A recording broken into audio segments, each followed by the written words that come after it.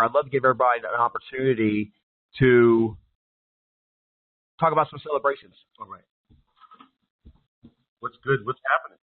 What's going on? Yeah, please. Does anybody have any celebrations for this week?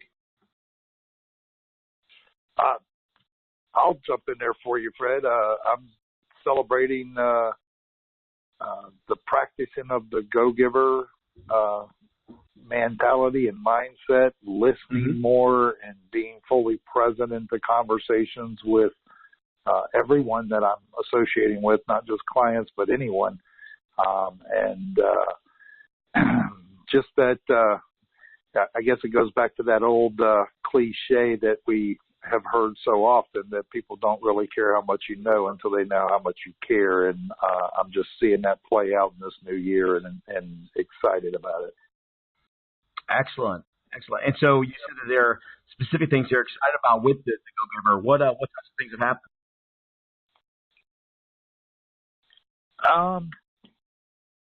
Well, from a Christ-like standpoint, I feel like I've put on the yoke of God, and the way is much lighter. That it's not a heavy burden, because it kind of takes the pressure off, in the sense if I could narrow the go-giver down to just a simple statement. You know, we are in sales, but we don't make sales. We educate, we inform, we show the benefits of how it can fulfill needs, but ultimately the client makes the sale, not us, or makes the buying decision, which is the sale. And it's just it's like flipping the coin over and just looking at it from the other side. It's just a whole new perspective of the sales process that is very freeing for me. Right.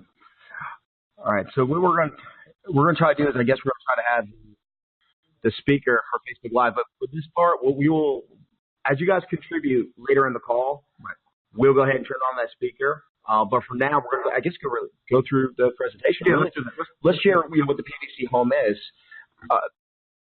I'm going to go ahead and bring. There it is. Here are my slides. All right.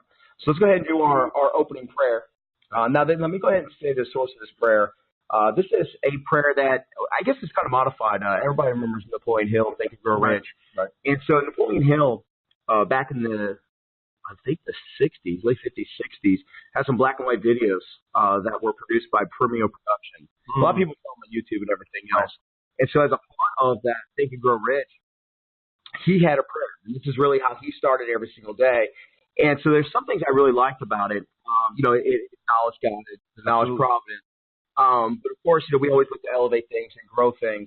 And we consider ourselves spiritual beings. We're not only flesh-based beings, but spiritual beings. So some things that I added to this, and this is the prayer that I start out most of my coaching calls with. And so if everybody can bow their heads real quick, go ahead and start this off with the prayer. O divine providence, we ask not for more riches, but for more wisdom with which to make wiser use of the riches you gave us at birth, consisting of the power to control our own mind and our own spirit to whatever purpose you have for our lives. Amen. Amen. Amen. Wow. So, that's a conversation by itself. It is, isn't it, really?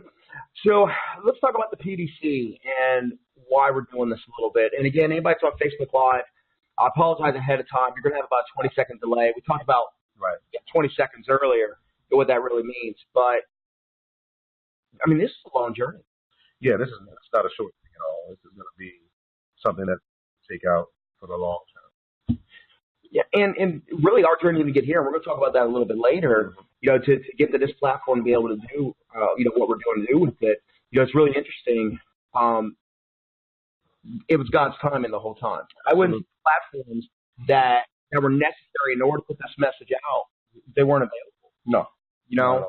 And so, I look at God's time and I say, okay, there's a reason why it was delayed, And it's so interesting, during some episode of this morning, something came to me that said, this is the right time. And what came to me was the season for complacency is over. Absolutely. We've had a season of complacency when it came to the faith. We've had a season of complacency when it's come to our home lives, which is what we're going to talk about tonight. And we really allowed ourselves to conform to society. Absolutely. And as a result of that, I would say right now, homes are suffering as much as any other element, Absolutely. Of everything else. Go ahead. I was just going to say, because now, we've settled for. We've literally settled for those things, and the word tells us that we're not supposed to be of this world. We're not supposed to conform it. But we're supposed to be in a place where we're different and separate, and we can't even tell each other apart anymore. No. And there's some other things that we want to talk about, leading the house, heading the house as fathers, and we'll talk a little bit about that in our business. But it's so important that we take this initial step and start having conversations and these dialogues so that we can be able to give some impact to our community. I think it's important. And you're talking about, the Christian community. Absolutely. And really, it's a Christian community that's been fractured. I mean, this is a conversation you and I have had more often than I really. Yeah, I mean, more often than I can even discuss here. I mean, there are so many fractures in the Christian community. I mean, there's fractures racially, which we've talked about before. There's fractures denominationally. There are fractures just inside the home when it comes to divorces and everything. So with all these fractures and everything else, the idea that we're all part of one body. Well, I don't know where that went, because I mean, as far as I can tell, I mean that body's been through quartering. Is that what it's called? When they but we have to pray. We got to look at it as a body. If he's the head, and we're following the head, doesn't the body? I always joke too. I say, well, the left hand and the right hand, they're different. Absolutely. Right. But together they make a sound. Mm-hmm. So when we come together in unity, we can make a sound. So this might represent this part of our society and our culture. We can represent, the black side or the white side. We come together. We can grab things. We can hold things. We can do things more unified than we ever can apart. If you want to hold on to a rock, isn't it stronger holding on to the rock with two hands than it is with one? 100%. So this is why we have to have these conversations. And I believe a lot of these conversations are happening in pockets, but then and maybe some backroom conversations, but they really need to be exposed. And I'm hoping that what we're doing here can expose, or at least bring them from the back room to the front room, to be able to really communicate what they're really feeling, and maybe come to these ideas and saying, I want to make an impact. I want to be able to make a difference. First, of course, at my home, because you got to start at home. And then, of course, the community. So I'm hoping that we can do that. Well, and let's be honest. The reason why we have a home call is because strength at home gives you the strength for the rest of the world. I mean, this is a common thing that I've said to a lot of people. Countries don't win wars with battles on the fronts. There's only one that ever won, and it's the United States when World War II, when we fought Germany and we fought Japan. But we were financially devastated as a result of that. And so, I mean, and the same thing's happening in the homes. We're fighting two fights, and we really need to be strengthened at home. That needs to be, our oasis. That needs to be where we need refuel, because God knows the world. Yeah. Your home should go and have a place of, peace.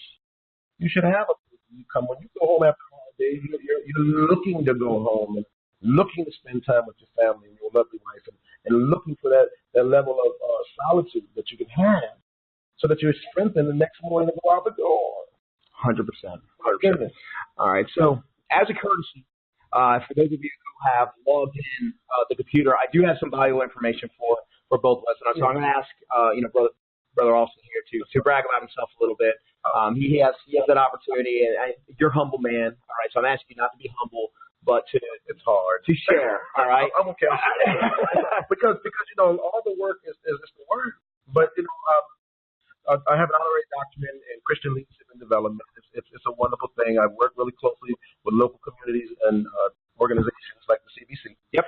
And being able to really make a difference and an impact from a leadership standpoint. A lot of times we have to be able to get up in these areas so that we can come back down and bring it to the people. I've been ordained as a pastor for since 2009. I'm a father of 6. Yeah, wow, right? I remember when you were ordained. We're not going to talk about it. Facebook. We're not going to talk about that. But father of 6. I have 6 children and 3 girls, 3 boys. Isaac, Lorenzo. We have Shelby, Shantae, India, and we have the mom. Yeah, and we have grandchildren, and You see these, right? I'm not going to talk about them. I got those on my great kids, yeah. I'm not going to talk, but we have grandsons that have been married going on 23 years. It says 22, but we're going next month 23. Next month, I do. I know. Yeah. And awesome wife is in the audience right now. And I'm excited. I'm really excited because in this season that we're in for it, being and soon to be empty nesters, and now we do a little more. Our kids, I'm not saying they're set, but there's a level of stability and understanding to live in the world and being able to move along. But it's going to be a nice time now to be able to really get some work done this year and collaborate together with you. Absolutely. So and the rest of the community. All right. So I mean, my season, as they say, is a little bit different. So I am the founder of Look Faith. Look Faith First. I've been coaching and consulting for 17 years. But Look Faith First is the faith-based, version of coaching consulting platform we opened up in 2013. Typically 2014, but it was founded in 2013. Husband of 17 years, going on 18, and I mean it's been an absolutely amazing time. You have an amazing family. Okay, so I get to brag a little bit. Yeah, I do. I do. I have an amazing family because I have an amazing wife that allows me to have an amazing family. So my a little different, and in addition to the different coaching training I've had, the different consulting training I've had, I'm living, as a father now. Yes. We just had our 10th little one. Wow. And that's beautiful. I mean, Paulie is, he's got my nose. See, that's the thing. They always know the West babies. Because in the nursery, the West babies always have the same nose. Wow. So it's like, okay, yeah, that one's mine. We just claim it while we're there. Yeah. So, with 5 boys and 5 girls, again, doing the home call. So with 5 boys and 5 girls, and our youngest one being now almost 2 months, she's 7 weeks old. I have great appreciation where parents. I know you believe that. I have a great appreciation because I have the 17-year-old, I have the teenager, but at the same time I have the young ones. And so we're all at different stages, and we're kind of got to experience that, which is really. That gives us this opportunity to be married as long as we are and to be the seasons we've had and to go through the seasons we've had. I mean, we just want to get back a little bit. I mean, there's some things that we've done right, some things that we've done wrong that we want to share with people that you wouldn't want to go down that path. Absolutely. And really, the idea, I'm going to go ahead and move on a little bit, is, again, the home is where it all starts. It's that fortification, is that armor that you gain at home that allows you to take on the world in a godly way, in a spiritual way. Absolutely. All right, so we can talk about our ripening relationship a little bit. I didn't to correct Brother Gary on another call we did the other day. But we haven't known each other 20 years yet. Yeah, but it's cool. 2004. 2004, we got to meet each other, and it was interesting because in 2004. We didn't have the opportunity to work together, but we had an appreciation for each other. I think we really recognized the strengths of each other. And it was like, we didn't have the opportunity to work together, but we saw the benefit of potentially doing it. And we had the respect for each other. And this is another part of talking about unification. There's some people that you're going to meet in life over a period of time, and that you may not, God will not have that season for them then. But now coming around, we've kept in contact over the years, and now look right here now, Facebook Live, we're able to talk about some things and talk about the journey that we've been on to be able to make an impact because they messed up some areas. Absolutely. And that might be able to help and bless somebody else to say not go down that path they may have not heard this time before. And also for the person that may have been as a seasoned person to come back and reflect. On where they're at now and say, well, wait a minute, look what these guys are doing, and let me go back and look and re-examine my life, reflect some of the areas, because I'm telling you, this challenge is looking at where we're short. Absolutely.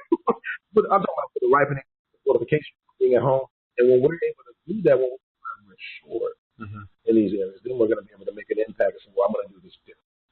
Well, and really, you look at that ripening relationship. So, I mean, we had those paths cross just so many times, over the last 13 years. I mean, again, initially it was, with one business, and then it was the next business, and again, we grew appreciation. We knew that there was going to be some opportunity to work together. We said, okay, you know what? there's just too much symmetry in what we're doing. I mean, we have the same message, our approach to it, just being from two totally different directions, and it really supplemented each other. I think it's probably the best word I've used. There was just a supplementation of who we were. But we're like, okay, when is it going to happen? When is that going to happen? When is that going to happen? And I'll be like, try four. It didn't work. Yeah, and it doesn't. And so, and again, it all comes down to this. And when I think about with that power through unity, which is our next line on this, that's where we said, okay, this is where it's going to be. It's the fractures in the church.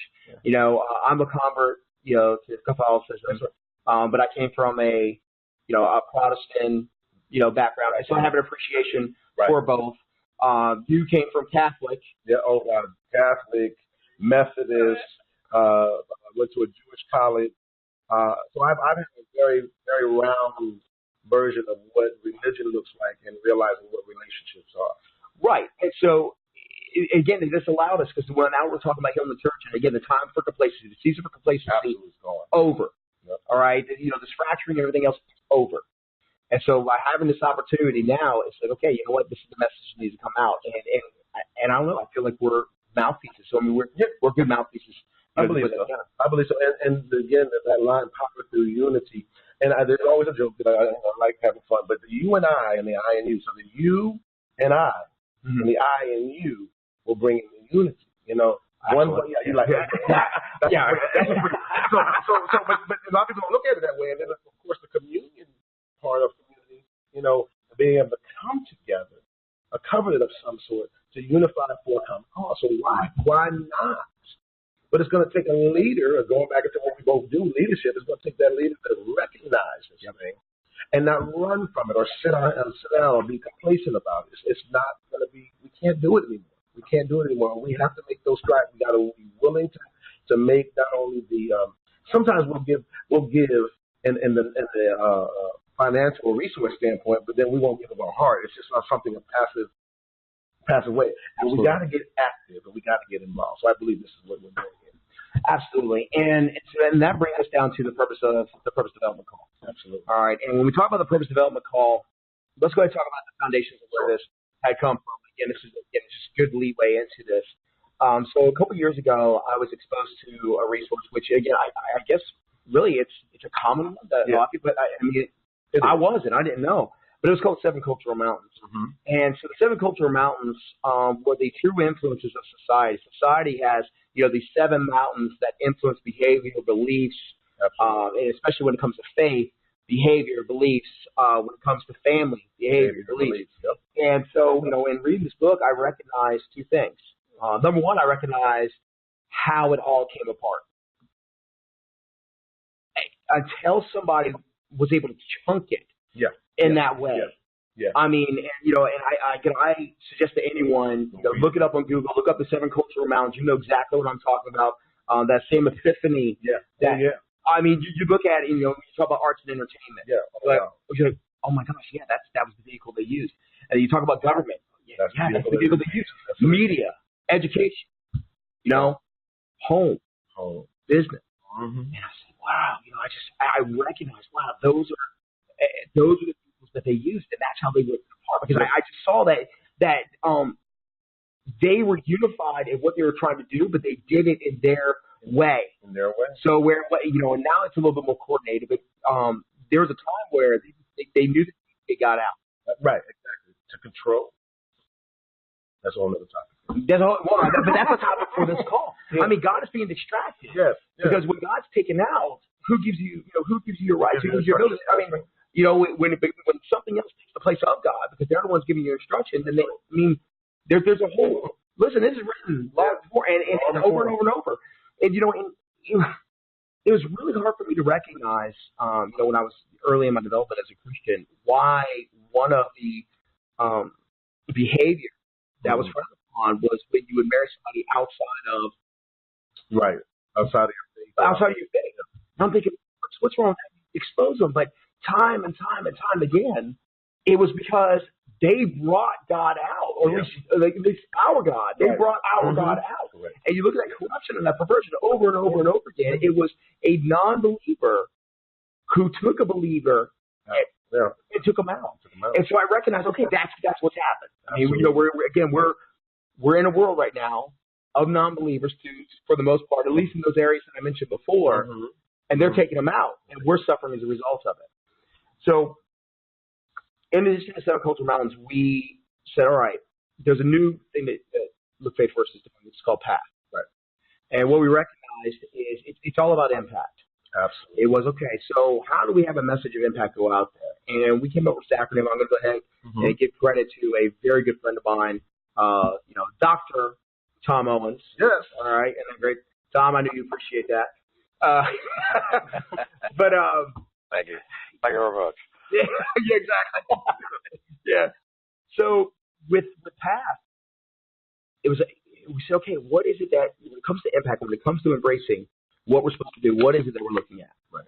And we came down with those four elements: purpose, action, right, talent, and harmony. And a harmonious relationship between faith and business, because there is a harmony. You don't have to separate them. That's right. There is a harmonious relationship between faith and life, faith and business and everything else. And so you recognize that there is purpose. You recognize you must take action. You recognize you have the talent. You recognize that harmony is the ultimate objective. Right. That's a different life. And really, within the harmony, that goes back to what we talked about, there's the unity, because after you reach those other three, the harmonious and the unity is going to fall into place. 100%. Absolutely. So everybody wants to be here without. Right. Well, the 22nd, talked about this before, the 22nd Society that we're leveraging.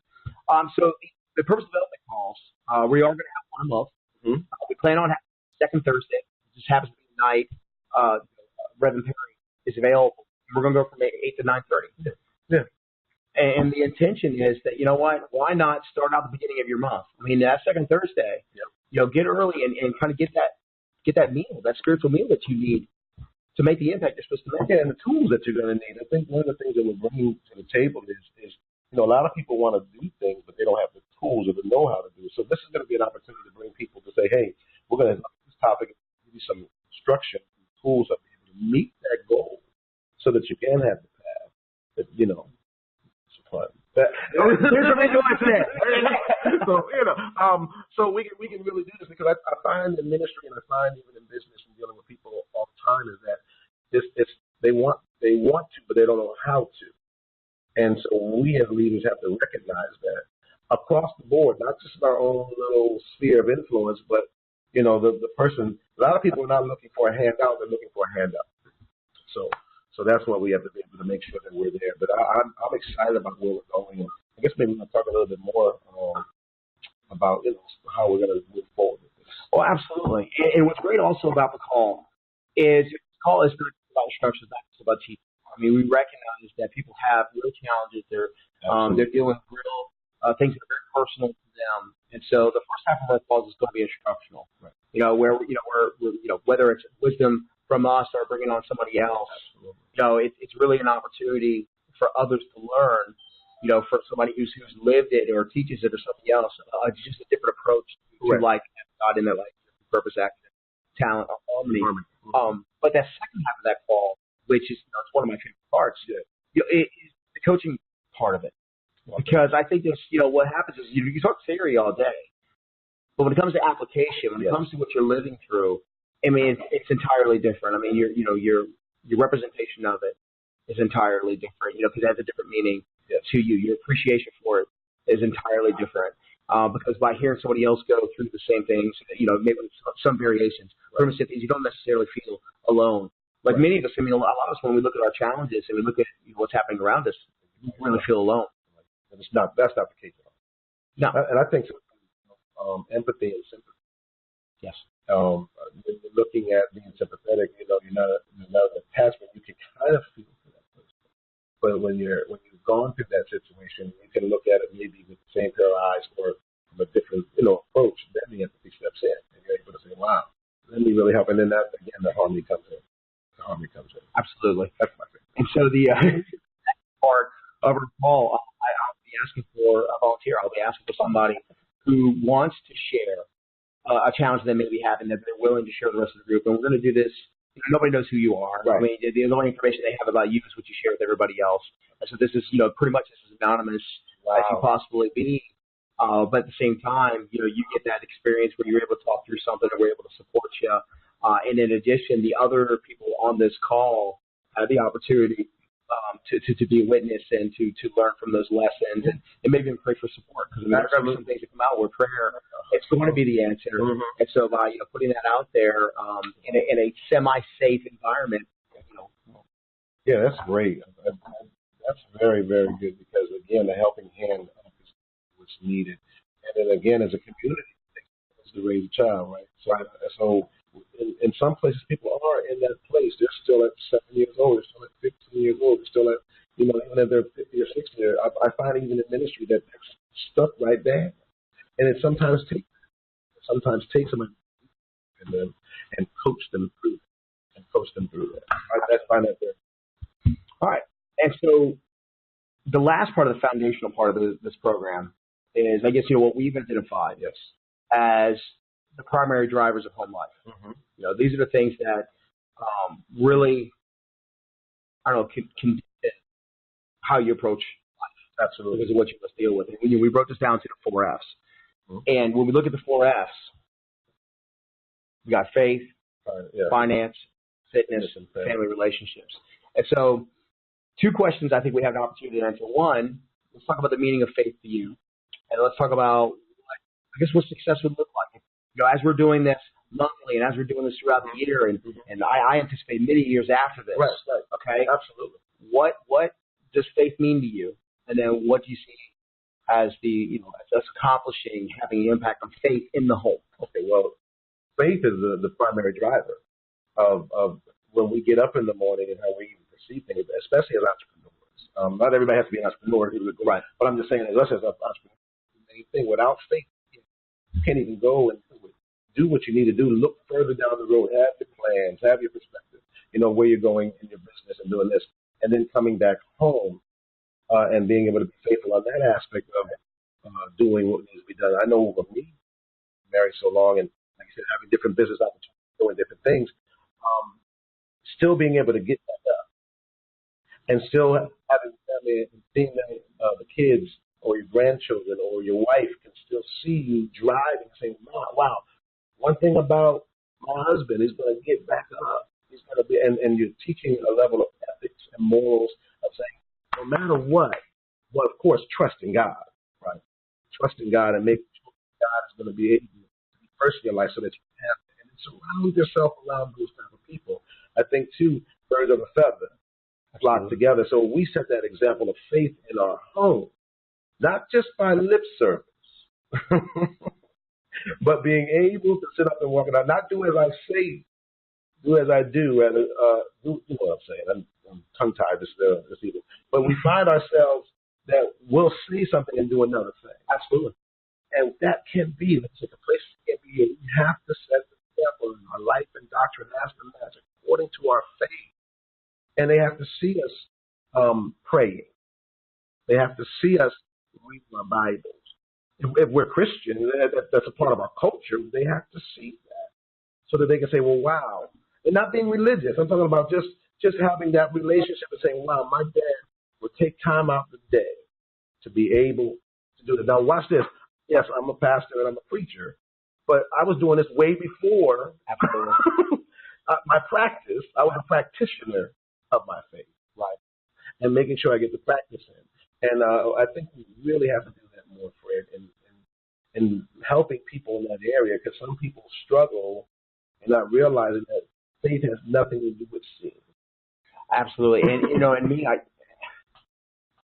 this is the element that I think has been taken out of homes. I mean, they've taken the truth out of homes. That's really interesting. At this point, when we're at Bible study, and I have such an appreciation for the business Bible study that on Thursday mornings, because what they talk about when it came to faith is that there's a distinction between truth and love. Yes.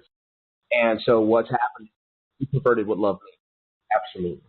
And as a result of perverting what love means, we have compromised who we are as Christians to the point where you can't tell the difference any longer. By going into a Christian home and going to somebody else's home, for the majority of the time, you cannot tell the difference. Through all the relationships, through all the things that we're going to talk about in a second. Yeah. And so the big thing with the PDC is it's okay.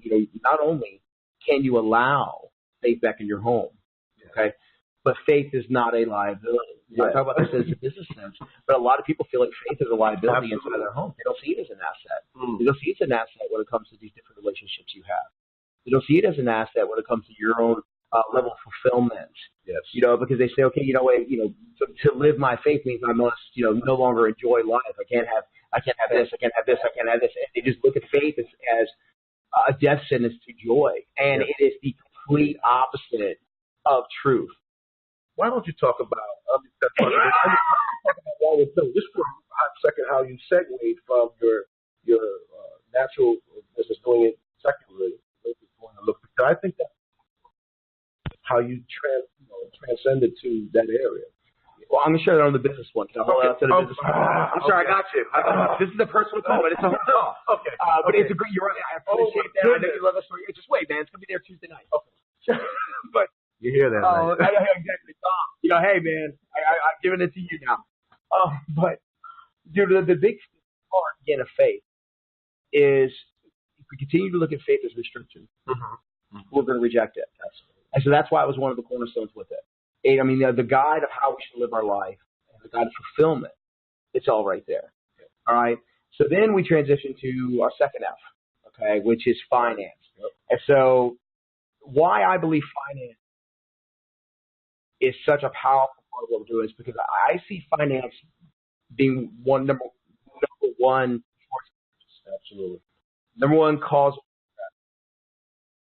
It's number one, confusion that really people. And I said, you know what? If you take away that confusion, you take away that stress, and you take away the dynamics that it causes, life's better. I also look at it as, right now, we're comparing ourselves to everyone else. Yep. And, we talk about the Joneses, and I think it's an overused term because people really don't have an appreciation for it. But when we measure ourselves, we continuously start to measure ourselves not based on kind of a biblical fulfillment. Right. We're measuring ourselves based on a financial. And, so we look at somebody and say, okay, I'm not doing as well as them because in most of the time, financial is the top one that's up there. And because we all subscribe to this, this thing called pile theory. And I'm not a pile theory fan. Have you heard of pile theory? Okay. So I'll share this with you. And I've been in business a long time. And so, they talk about the pile theory when it comes to variability. He who has the bigger pile of money is the one that knows what they're doing. You've heard of pile theory, right? Yes. And so, I had a big challenge with that because a lot of times, I'm not saying in every situation, I don't have any challenges with money. That's, again, different call, different time. Right. But just because you have a big pile of money doesn't necessarily mean that you are the representation of what a great life looks like. That's correct. And so I subscribe to the purpose theory, okay? Are you embracing your purpose? We have multiple purposes. We have purpose with a capital P, and we got little p's, all over the place. I have a purpose as a husband. I have a purpose as a father. I have a purpose as a business person. I have a purpose as somebody that's on, the different boards and the different things, different ways I contribute. And so to me, I subscribe to the purpose theory, meaning if there's somebody who's living their purpose and embracing their purpose at a higher level than I am, I can learn from them. And I say I can learn from anybody, but I seek people out who have that purpose, at a higher level in those different areas. And so, yes, can I learn from somebody who does finance? Yes, but the thing is, in all honesty, I may set myself up for failure by ascribing to all the things that they do, or embracing all the things they do. And I need to recognize that this is what they're good at, and what cost, and discern myself and say, okay, well, how does that conflict with my life? And so that's the reason why I find finance is such an important part of this.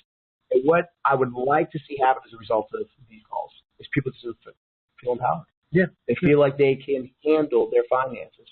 They feel like this is not something that's going to cause stress. It's not something that's going to cause divorces. It's not something that is going to cause, fracturing in the family any longer. And I was just going to say that the key word, too, is purpose, because even when you find yourself in that finance, a lot of times if you are walking in your purpose, things kind of work out on that. I'm with you when it comes to that pile.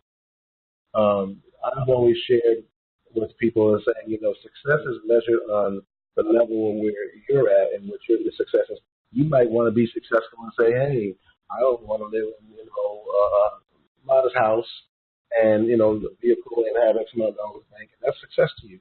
The other person may say, hey, my needs are being met next year. I'm good. It has a level of measure. But there's some basic financial principles and there's things that are in place that are biblical that we can be able to sit up and share and people know, hey, I am of faith, and what does the word say about this, and what does God say about that? And then that way we can be able to work that out in today's society, because a lot of people don't know. A lot of people really don't. Stewardship is like a topic that people are hungry for. Yes. But they want to make sure who's serving them is the proper person. Absolutely. And let's be honest, everybody can be, trusted with good amount. Yeah. I think God knows who can be, who shouldn't be, because money does have the ability to cause a lot of heartache. You know, the lottery winners, it's unfortunate, the lottery winners are the I think the bankruptcy rate among lottery winners is the worst of any type of segment. Yeah. And the reason why is because sometimes money isn't the right thing, or great wealth isn't the right thing. And we need to recognize that, we need to be, that's a season, just like anything else. Absolutely. So then that brings us to fitness. So, I mean, what do you think the challenges that come with it, and what do you like to see from it? Well, fitness, our body emotion stays in motion. I got that from somewhere. But I think fitness is mind, body, and I think it's important that we do that and attack those areas of fitness. But, in fitness, you got to work that muscle. Some of us are very flabby in some areas, and our spiritual may be very strong in our natural. And we really have to sit down here in this conversation, this topic of saying, where are those areas? Let's, again, challenge accountability a little bit to say, where are we, so that we can be able to strengthen the community, being able to bring harmony back together, being able to address what needs to be done. If you've never been told that, I always say, you can say, I love you. It's not what you say, it's how you say it. I can say, I love you. I love you, like it's a question, or you say, I love you. Absolutely. But if no one addresses how your tone is, fitness, and maybe how you're dealing with relationships, fitness, and hold you to a level of, again, we're faith-based of God, that's how we're supposed to be able to treat each other. It's so important. It's so important. And that fitness is, again, a constant repetition, a consistency in whatever area that we need to be in. So. Okay. And so in my interpretation of the fitness is in a literal sense when I talk about health. And I'll tell you what, and it's okay because I have an appreciation of, where you're at with it too. When I think of fitness, there's a couple things that end up coming up. Number one, I think, when it comes to our fitness, when it comes to our health, it is a true representation of how much control we have over the flesh. Amen. Okay? The flesh is exposed to things all the time in every way possible, through our eyes, through, through our lives, whether it's work, through our ears, everywhere. And so, one thing, at least in the United States, that we have complete control over is what we put on our mouth. Mm-hmm. And so it's a true representation of how much control we have of that flesh. So, there's that. And I'll be honest, there are plenty of other people who judge based off of that. Absolutely. Okay? Absolutely. But then you also look at, the things that we're supposed to be able to accomplish, and the right fitness physically gives us, we have the energy. Yep. The right fitness physically allows us to have a focus. Yeah. Right. They declare absolutely, because, again, poor diet or unhealthy lifestyle, the appropriate fitness reduces your medical expenses. It reduces the time you're out of work, and all this, and it really is a contributor to all the other ones. Yes, absolutely. So when I think of fitness, I say, fitness, as much as anything else, because you can say, it's the most important one, right? But fitness is, again, a true representation of, okay, it's the collateral effect that it has on everything else. It has the ability to affect everything, like really nothing else. Yeah. And so, what I think success would look like, as we go on this journey together, and again, not just this year, but beyond, is I really want to say, I'm worth the temple. Because that's what it's supposed to be. I mean, the body's a temple, and we really treat it that way. The things that we put in it, how we treat it, how we build it, how we groom it, how we sharpen it. Okay, do we really respect it and acknowledge the temple it's supposed to be? Do we really strengthen and acknowledge the weapon that it's supposed to be? Absolutely. And I would say the majority, they just don't look at that. That's exactly what God commissioned it to be. Yes, I agree. Again, we live in that society again and wanting not to go to the process to be able to be fit. Right. We don't go to the process. So that slows down. Not having the people around to encourage you, depending on those circles you are in. because that challenges them Absolutely. to be fit as well. So yeah, wow. All right. So our last F, which is, I know it is Terry's favorite. And so I'm going to let you go first on this one too, is this family relationship. Yeah. This is such a topic that is needed. The family, again, we talked about being fractured, about being broken. And the family has been broken and fractured again, and I still say because of the head. I think where we've been in a society, the head, male, father has been propped off, or as we were talking earlier, Replaced. And replaced. And as we're talking about how gradually that society has taken the father or the value of the father away from the family life. When I was coming up, leaving the beaver. I was a little younger man. Leaving the beaver and all those other, even with the Flintstones, right? Even with, even in the cartoons, the father was there and had some type of authority.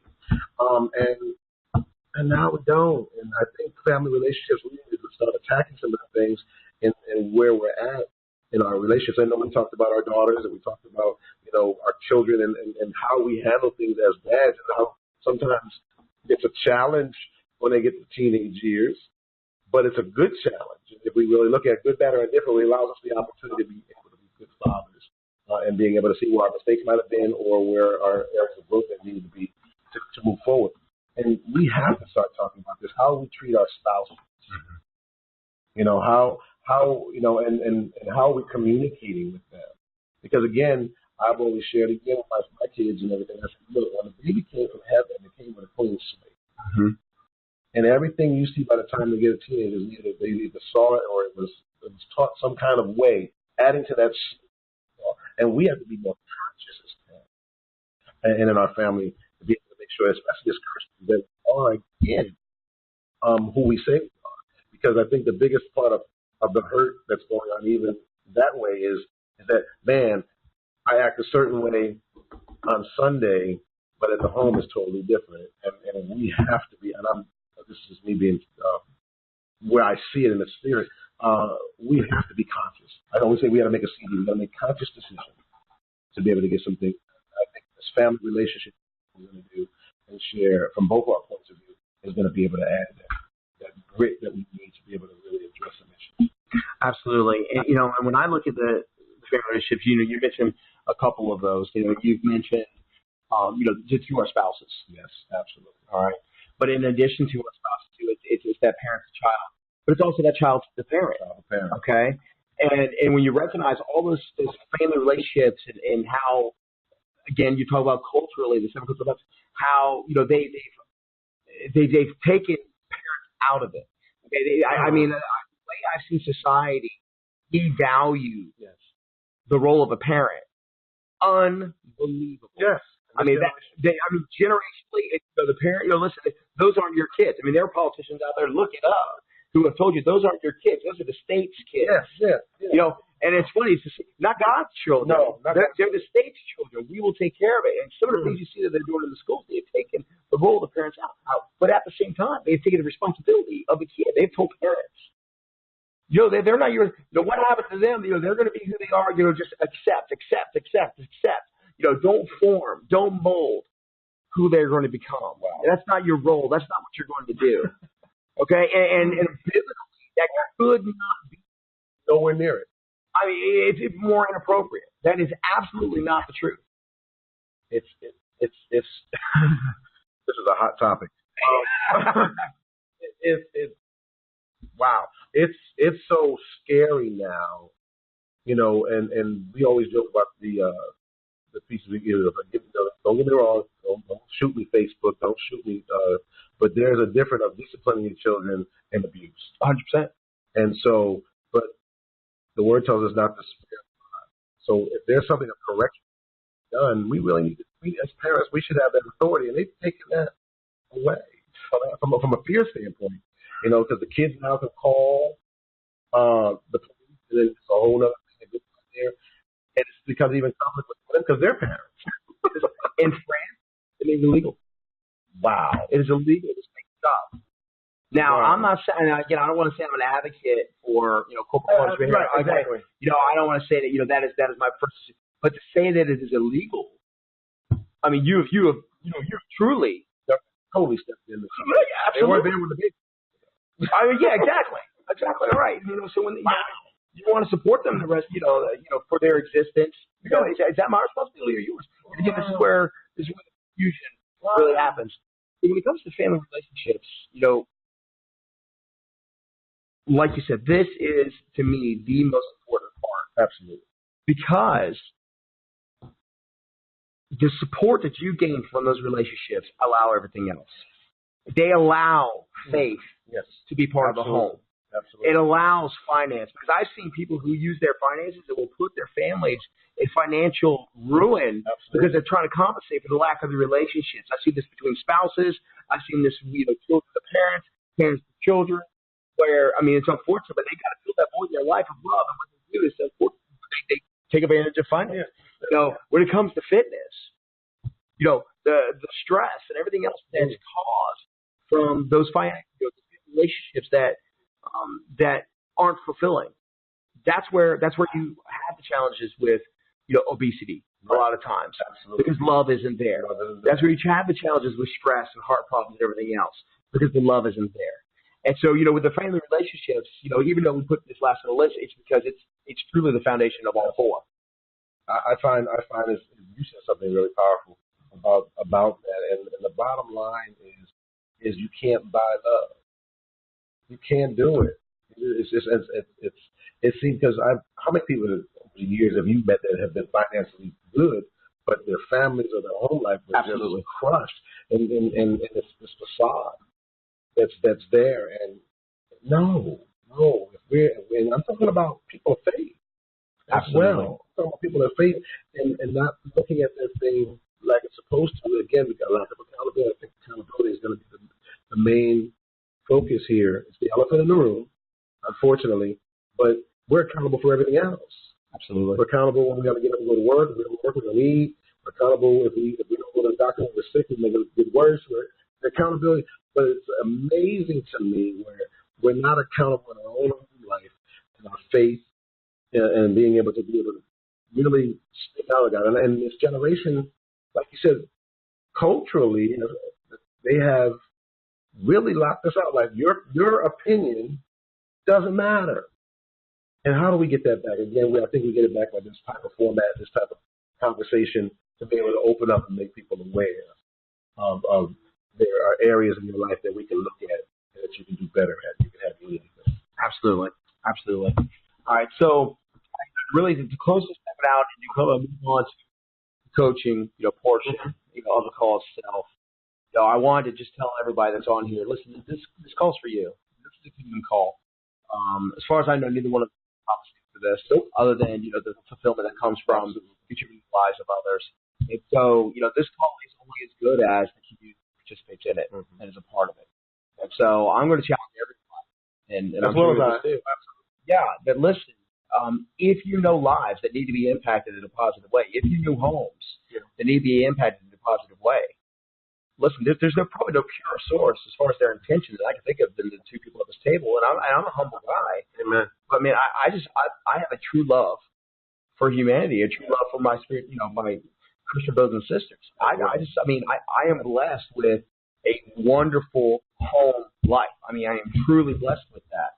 And so if I could share that blessing, through sharing, through example, and even sometimes being a little bit vulnerable. Yeah, possibly. Transparent. God willing, I'm not going to have any challenge doing that whatsoever. Transparency is probably one of the key things. Again, when we're transparent, we're able to get past some things. I think when we're able to confess, we're able to get past. And this is definitely, as you said, for community and participation of people. I'm going to challenge all mine as well. And if you're out where I'm, hey, if you see me on Facebook Live, I'm encouraging you to take a part of this conversation. It's important that we start a dialogue so that we can get some healing done. I find that, as you look at us, we're just two average everyday guys that's just trying to make a difference in the lives, not only just the lives of those that are outside of the kingdom, as well as those that are in the kingdom, so that you can be inspired to be able to do more, starting at home, of course, first. Absolutely. And really to elevate that participation. Yeah, absolutely. Listen, this is not just, again, it's not lecturing. Okay, this is teaching, but it's teaching through the experiences of others. Absolutely. And so this is not a time to reserve yourself. This is a time to engage. That's right. So this is the time to participate. Okay, you're going to have a challenge in your life that other people are dealing with right now, especially when it comes to the coaching. So the second part of the call, you're going to have a challenge that you may actually feel like you're alone, but in reality, there are probably people on the call right now who are dealing with the same thing, and that your contribution by participating into it is immeasurable because they get to learn from you. They also get to recognize that they're not alone. And a lot of us, that's where the enemy has his power. Yeah. It makes us feel isolated. It makes us feel alone. Yep. So this is a call that you have the opportunity to contribute by being vulnerable. It's a wonderful, wonderful opportunity. And then the last thing, it's contribution. Okay, yeah, we feed right into the next one, right? Look at that, it's all symmetry. Listen, so we have contributions as far as our guests. Absolutely. All right. We have contributions with our speakers because we plan on bringing some of those speakers in here. Yep. All right. And whether the speakers are actually sitting at this desk the way that we are, or if they're calling in, we have that ability. I mean, they can be anywhere in the world. Yeah. And really, we have world networks. And so I have every bit of intention of bringing some worldly people. Absolutely. Not worldly in the biblical sense, but worldly as far as where they live. Yeah. Godly. But around the world.